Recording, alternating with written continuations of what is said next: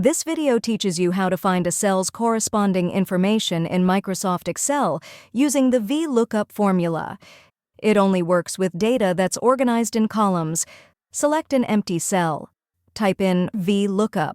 Enter the lookup value and the table array value. Find the index number of the column that contains the value that you want to display, then type it into the formula with a comma after it. Type in false close parenthesis. This will allow VLOOKUP to find the exact value in your specified column for the selected item. Press Enter. Place your mouse pointer to the bottom right of the cell, hold and drag across through the last cell. Excel will autofill the rest of the formulas. Check if the data matches. If you found this video helpful, kindly like and subscribe. You may also click and turn on the notification bell so you can be notified from whenever we release new videos.